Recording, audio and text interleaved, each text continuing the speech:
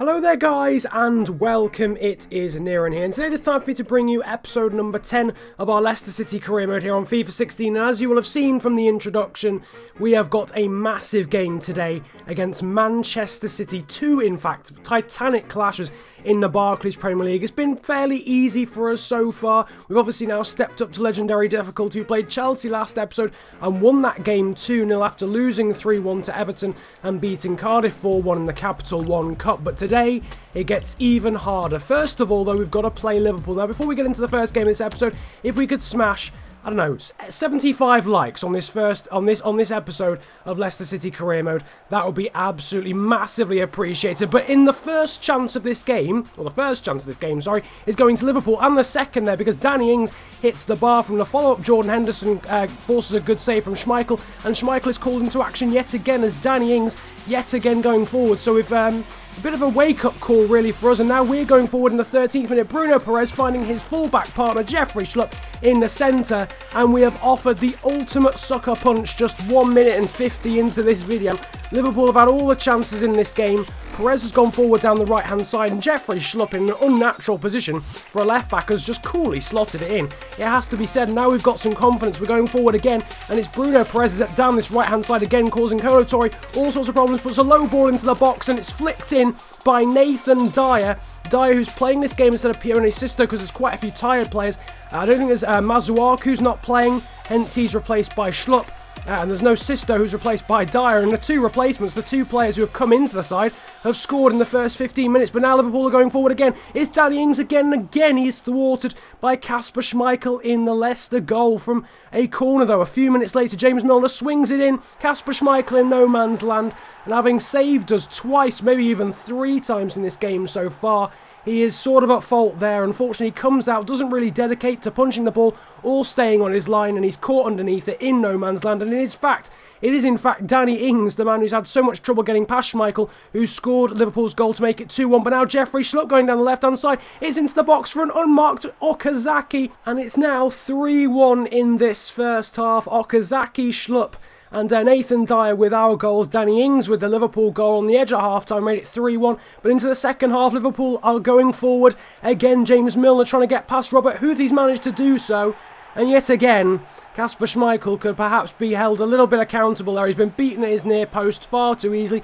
I wasn't wanting to foul James Milner. It's obviously very easy to give away penalties on this game, so I decided to just try and shepherd him away from goal. It didn't work, but as you can see, Liverpool are going forward again, and they've made it 3-3, and what an astonishing game this is in the 73rd minute. An incredible bit of passing play, and Felipe Coutinho on the half volley has blasted that in.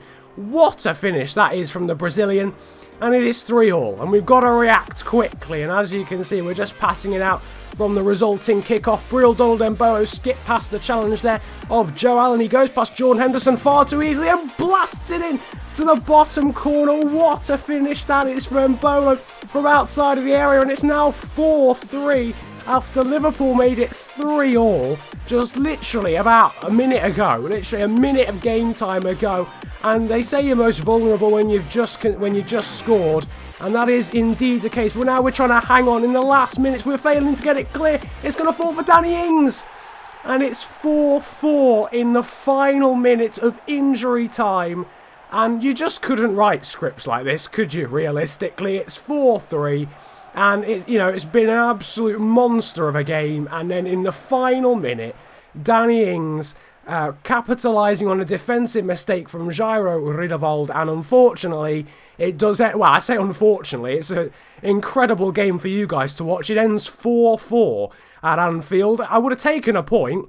Under the circumstances, I'm not sure what I meant to feel, to be honest, because we've scored 4 goals against Liverpool, but on the flip side, we were winning 4-3 going into the final minutes. Great ratings there for Mbolo and for the 2 fullbacks, Schlupp and Perez. Schlupp having scored and set up a goal, and Perez having got 2 assists. Our fullbacks are really performing very well. Masuaku, of course, scored last episode. Nevertheless, it's time to get into something that was resolved last episode, and that was you guys telling me that I should train my youth players instead of my starting 11 players or my senior squad players. So we're starting to train some youth players this episode. We also sent our scout out to Denmark, again our 5-star scout. As you can see, Hermansen there, the centre-back, has gone up to 52, and it's actually quite close to going up to 53 there after the first lot of training. And moving into the second lot of training, and this was crossing over, into another month. So I think Makienok has already gone up to 52, just based on natural growth, if you like. And with 3 slots of training, he is now up to 53. So Makienok has gone up 2 overall in 2 bouts of training, and Hermansen has gone up in 1. Overall, I think they've both gone up 2. I think Hermansen was 51 at the start as well. So both of those 2 young Danish youth squad players are up 2 overall. But now it's time to get into the second game of this episode. And as you can see, we're having to sort of swap the squad around quite a bit because we're playing 3 games in the space of a week in this episode. So fatigue is very much an issue. As you can see, Dele Alli and Gökhan Inler into the side to replace King and Kante. But look at the City squad. Humphreys, Chord, Evans, Barker, Iheanacho, Thierry Ambrose, all, very young players. No Aguero, no Silva, no Kompany. There was no De Bruyne. It was quite an incredibly young squad. But as you can see, after Kramaric almost scored earlier on, City are not, lying down despite having a very youthful squad. And Kalichi Iheanacho actually hitting the post there. Iheanacho going forward again down the right-hand side. Bursting away from Riedewald, forces a save from Schmeichel, but Thierry Ambrose reacts quicker, and the 64 or something overall French young striker has scored. Unfortunately, Robert Huth did not react quick enough. It wasn't the greatest of saves from Schmeichel to just push it up into the air. But I've got to tell you, Thierry Ambrose and Kalichi Iheanacho were not the strike force I was expecting. I was expecting them to be very unclinical.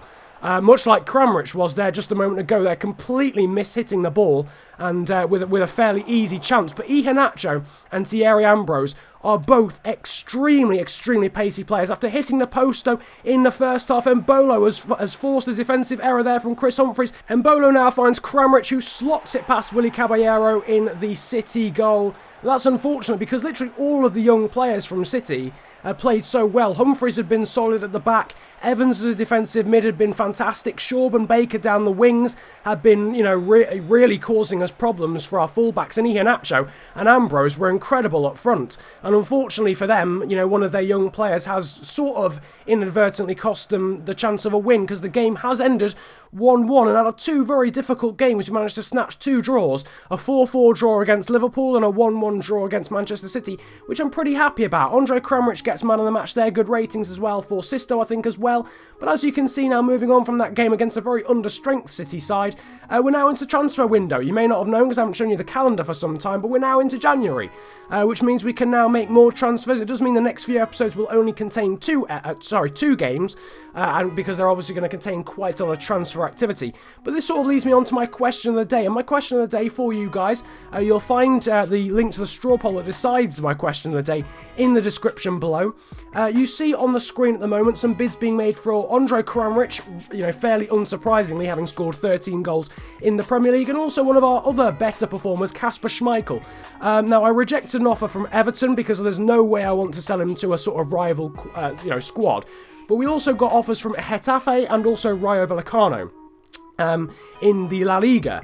So I'm asking you guys, basically, do you think I should start counter-offering for all my players? Do you think I should be willing to sell on my players for, a ridiculously large amount? And if yes, tick yes on the straw poll. If no, tick no in the straw poll. You'll see that in the description below. Nevertheless, in the meantime, in the background, you can see some players that I've transfer listed, and also, players that I'm sort of aiming to loan out. A lot of young players I'm wanting to loan out, like Jack McCourt, Chilwell, and also Tom Lawrence as well, who's just come back from his loan with Blackburn. Also a few players that are being sold, like Martin Vasilevsky, Danny Simpson. Vasilevsky, who actually asked me to be sold, and Danny Simpson, who I don't use too often. In the background, though, you can see how this episode has affected the Barclays Premier League table. Chelsea still, I think, 9 points clear, despite their loss to us last episode over Newcastle, who have now leapfrogged us into second place after we only drew 2 games this episode. United are behind us in 4th, but have played a game less. so they can actually go level with us, but unless they win by more than 7 goals, they won't leapfrog us into third. But nevertheless, that is the end of the Barclays Premier League activity. If you have enjoyed, feel free to smash the like button, subscribe if you're new around here as well, and comment about enjoying the video if you enjoyed it that much. Don't forget to vote in the straw poll in the description below. But now you're going to see some little highlights of the third and final game of this episode, which is against Brentford in the FA Cup third round. So I will see you on the flip side. Have a good day, enjoy yourselves, and goodbye. The third round of the FA Cup saw Brentford travel to the King Power Stadium to face Leicester City, and it would be a very youthful Leicester City squad. Capital One Cup hero Hamza Chowdhury started for the Foxes, with Jack Barmby also coming into the side, as well as Jeffrey Schlupp and Richie Delat. It would be Leicester who got the first goal of the game, as Shinji Okazaki managed to pick out N'Golo Kante for a header in the centre, making it 1-0, the Frenchman there getting his second goal for the club. N'Golo Kante came very close to getting a second, and it did lead to Leicester's second as Shinji Okazaki managed to poach home his first goal of the game after N'Golo Kante's almost unstoppable strike hit the post and bounced favourably for the Japanese striker. Leicester would keep a clean sheet, no doubt, thanks to some heroic defending from Wes Morgan, as the game ended 2-0, seeing the Foxes progress to the fourth round of the FA Cup.